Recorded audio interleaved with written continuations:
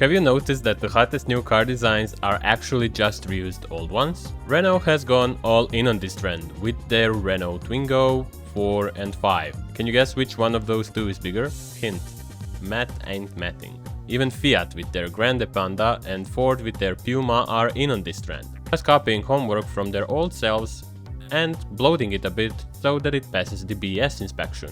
The copycat movement has been going on for a while now, and doesn't show any signs of stopping anytime soon.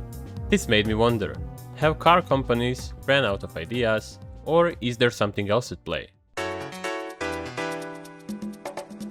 As you might know, reusing old designs and adding new spin to them is also called retro design, and it has been everywhere recently.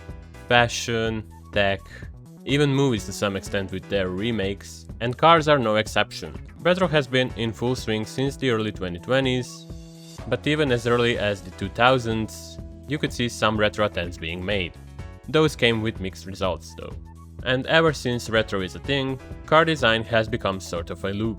Car makers sometimes actually need to make new car designs, and if one does particularly well, they then make a ton of money. But as the design grows older, fewer people want to buy an aging car, and it becomes less desirable, because no one wants to buy an outdated thing. Just imagine that someone buys a Labubu right now. Everyone would tell them that they're stupid for wasting money, but if it happened last year, someone would tell them that they're fun and trendy. So like Labubus, cars go out of style, and at the end of the day, they are replaced with younger, more trendier model. That cycle repeats itself one or two more times, before internet warriors and a lot of older people start complaining that they're missing the old original design, because in their day cars were better and had more charm. Car companies see this, of course, and being the good guys that they are, they decide to reinvent the old car and bring it back to life, with slight design tweaks to make it better looking. And they make a ton of money in the process. But that's just an accident, I'm sure. And we all know that nostalgia is an expensive drug, so while they're at it, car companies make new cars even more expensive, breeding them with more modern tech that you may not need, or making them electric, which is the latest trend. But we'll talk about that more later. And that's where we have a first reason for retro cars making a comeback. And it's of course money! But that's not the only thing. It could also be down to a lack of creativity.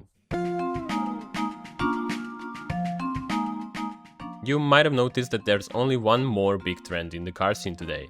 And that's SUVs that all look the same. Not really a memorable name, I know. But to give car manufacturers some slack, they're probably not the only ones to blame here. The car market and car buyers are as well.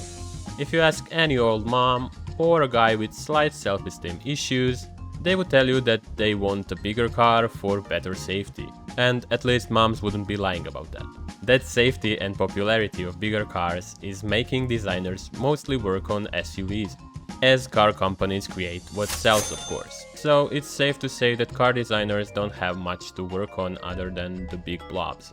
And if you have eyes, you'll notice that SUVs are a very limiting form factor for designing a nice car. The range is basically from a tall hatchback here to a knockoff Land Cruiser here. It's really hard to make an interesting SUV. No matter how BMW or Mercedes try, you can't make an interesting coupe SUV that doesn't look weird.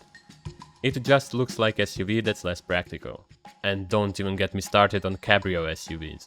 It's also hard to make them look sporty since they're tall and all, and sports cars are not. And anything that's actually worth designing is in a very broad range that I mentioned earlier. And since most of development efforts are going into developing SUVs, the knock-on effect is on the entire industry. Yet, new models still need to stand out no matter what category they're in. Even the cheaper ones. So one way to have a cheap car that's good looking is to go into the archives and scrap what you have from the older cars and basically rehash it to have a new identity. This allows designers to skip the hardest part of designing a car: the idea and design language. Instead of designing 50 sketches and having none of them work properly, you can use the old one to guide you on how to make a new one. Then you just make some tweaks and have a brand new good looking car once again. Also, to keep their job, designers' design actually has to sell. And retro cars are probably the only ones that can compete with SUVs. Well, the Golf can compete as well, but buying a Golf is like joining a cult, so it doesn't really count. Anyway, now that we know that designers aren't at fault here, there is another reason. And this one might be a bit more sinister. And this is probably the main reason for retro cars making a comeback. As you yourself might share this opinion as well, electric cars don't have the best reputation, due to issues with range, infrastructure, and many other limitations that gas-powered cars just don't have. And the worst thing of all, EVs up until now were just built different. Designers tried to make them look as if they came from an alternate reality where Marty McFly has self-lacing Nike shoes, just so they would stand out more. So it's safe to say they're not for everyone. Now that EVs are more commonplace and that technology has caught up with gas-powered cars, at least sort of, car companies are starting to realize that they need to make their cars look appealing to everyone. And what better way to do this than to borrow reputation from an already legendary model. We already know and trust these names, so we're more likely to trust them even if they're EVs. At least that's the thinking behind it. And the reason that we see new electric Twingo making a comeback is because the electric egg known as the Renault Zoe wasn't selling really well. And that isn't really a surprise. The same principle applies to the other cars we talked about already. All of them have at least some sort of an electric motor, whether it be a hybrid or fully electric. And they are all already inside well-known packages. So far it seems to be working, at least for the most part. The only negatives I can see is about Ford Capri, but that's a whole other can of worms. That's just not the same car. And while this EV washing doesn't sound like a big issue, I don't really like it, as it's piggybacking off of the success of already known model. They're basically taking a legendary model's reputation just to seat you into an EV because the design is nice, and not because an EV actually deserved it.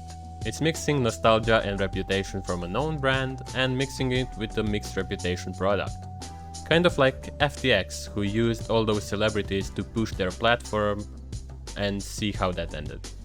What I'm saying is, it could ruin the model's reputation. So if the beloved Twingo fails to attract new buyers just because it's an EV and not because it looks bad, then Twingo might get retired either way.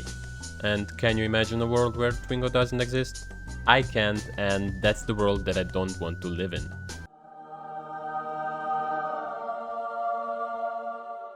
What are your thoughts on the retro movement? I'd love to know them in the comments below. Also, if you liked the video, please like and subscribe, it really means a lot and it helps out a lot. Also, check out my other videos on the channel. Thanks for staying this long, and I'll hopefully see you soon. Goodbye.